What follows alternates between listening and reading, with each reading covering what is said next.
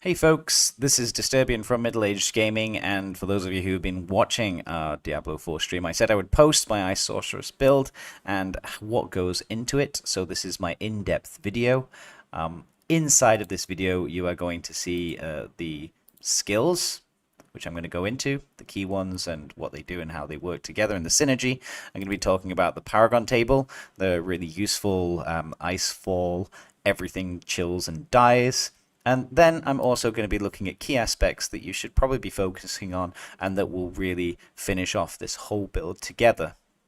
The focus is, of course, freeze, chill, vulnerable, and anything that really helps everybody else in your group to either fight the combat, kill things quicker, and just damage deal as well as crowd control. Just so I don't bore you to death, and something that you can watch as we're talking about this, below I'm going to start running a small clip from a dungeon that I was running. You'll see what I'm talking about with these builds. You'll see the openers and how I deal with bosses and sort of groups of minions, hordes, and that will be rolling. You'll see the usual typical blizzard, charge in, frost nova, and then ice shards, up until the stage where maybe I need to use my ultimate and deep freeze so I can get my mana and my health back. And then I've got my mana back again to maybe frost nova again and ice shards. That tends to be how the build works in big groups and for problematic situations. And there's plenty of reloads for frost nova when I need it. The skills are pretty simple. There's not a whole load of variance in here. There's only like whether you take one or two different skills. But let's go through what they are, how they work, key elements, and how they're going to trigger with everything else that's to deal with the build. Frostbolt is simple and easy. You apply chilling, you get your mana back. There's a chance that you chance increase to 100% that you explode against frozen enemies. There's a chance that they'll do that against chilled as well. Simple. Yeah, just blast that away and slowly get your mana back pretty much when you need it.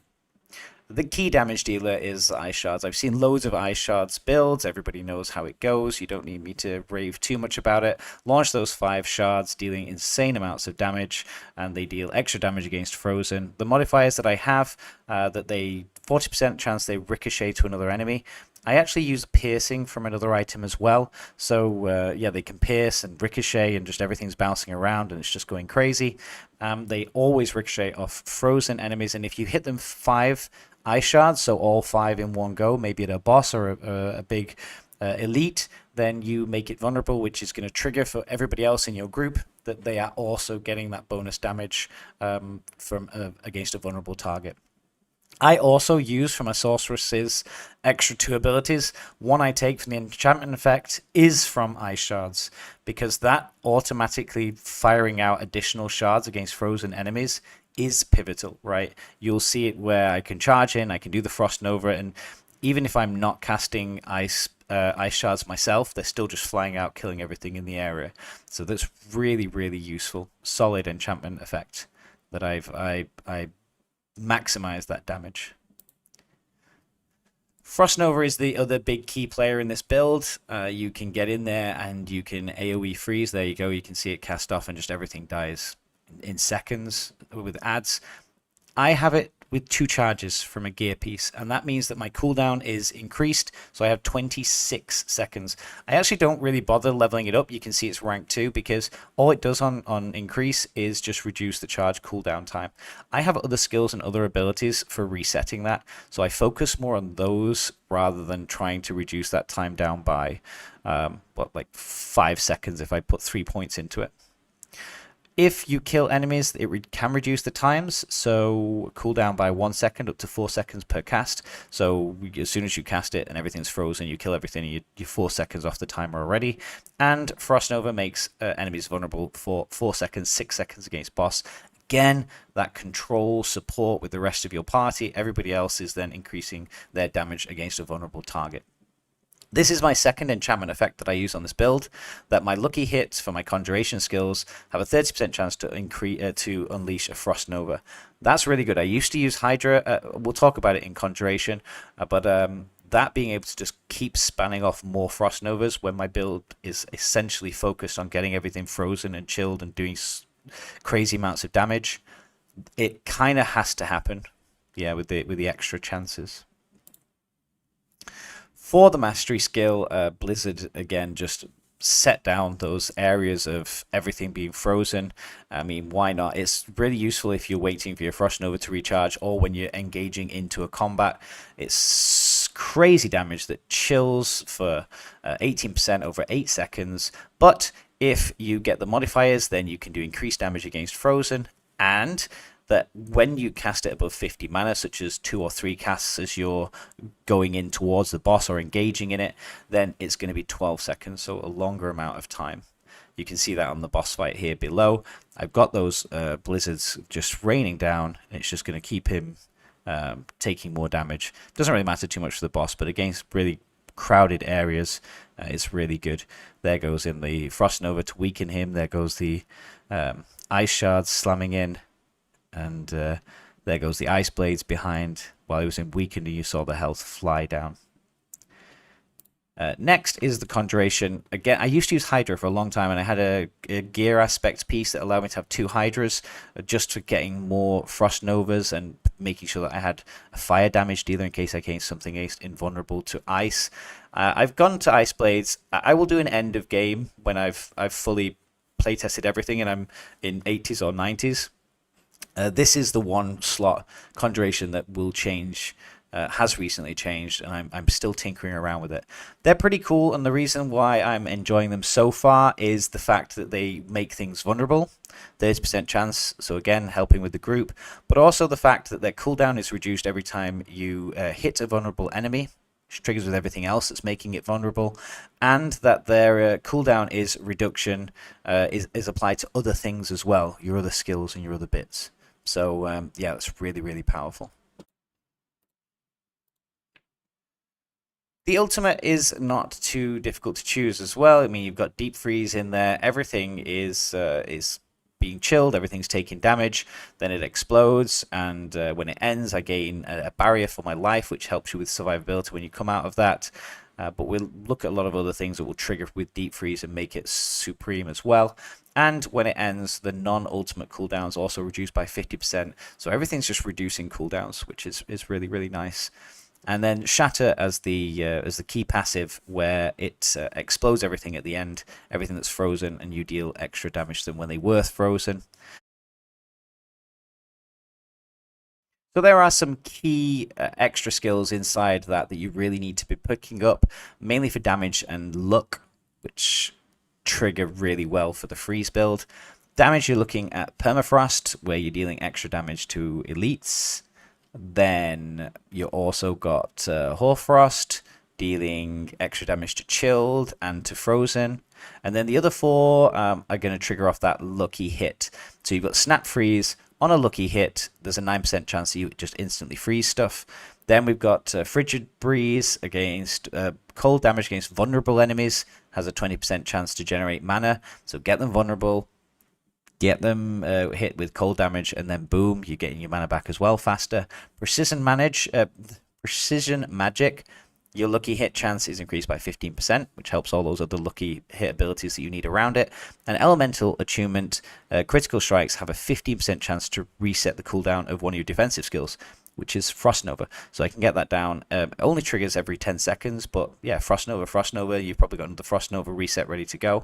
That's going to deal you, that's going to sort you out for the beginning of your attack hits. There are skills that are a bit wishy-washy, and depending on your build, you might want to use. So things like barriers, these are really useful as you get later on into the Paragon build. These are things that I'm revisiting now, and at the end, when I do that higher build end game, then you might see these barriers have crept in more. I do use the protection that gives me barrier amounts when I use my cooldowns.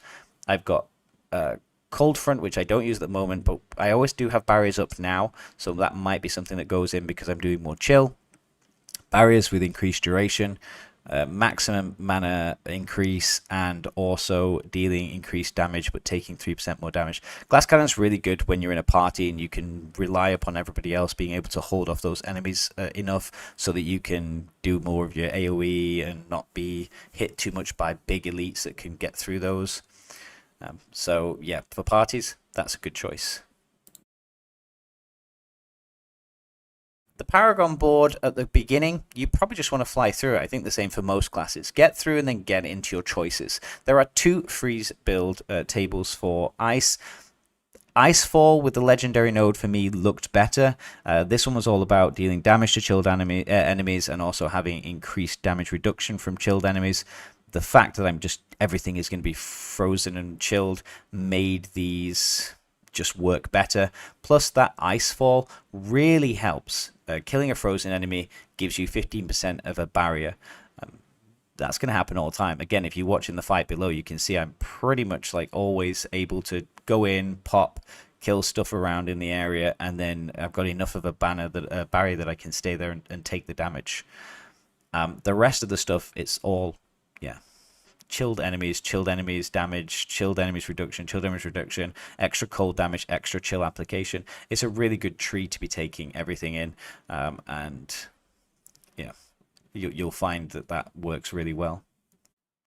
The aspects, there are many to choose from. I highlighted 6 that are essential that you probably want for sure. The Frost Nova increased charge. Yes, you've got a slower cooldown, but that's resolved with the things that we saw that reduced their cooldowns or reset it anyway.